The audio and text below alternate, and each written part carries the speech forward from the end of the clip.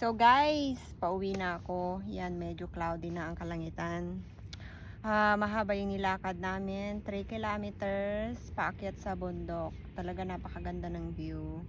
Nakisama yung panahon, maganda yung araw, hindi masyadong mainit, pero nakakapagod. Umakyat kami. Nung pababa, medyo masakit na sa tuhod. Pero ano naman, nag-enjoy naman. So guys, ngayon ko lang na-experience itong spring na to, ngayong taon na to, kasi last year hindi ko gaano napuntahan. But ngayon guys, is really beautiful this area, kasi yung mga ito, tulad nito, itong sunflower, wild sunflower na to, nakikita ko lang to sa mga picture, but now talagang na-experience ko na makita talagang wild flower siya. And then nakakatuwa kasi parang tinanim siya pero hindi wild talaga siya, na tumutubo lang siya after na mag winter, tapos na itong spring na to. So kaya guys, yung relax na relax, tapos maganda yung weather, napawisan ka, naroon kang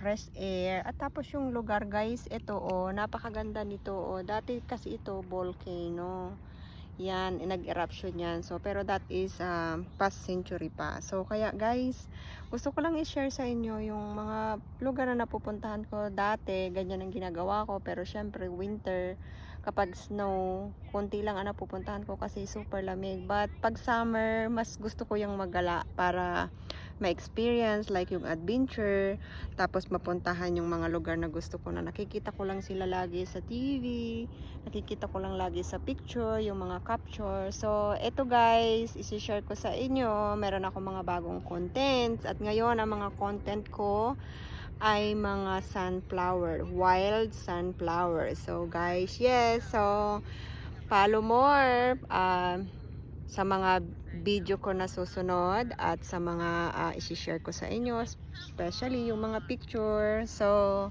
yes guys, ang ganda-ganda, di ba?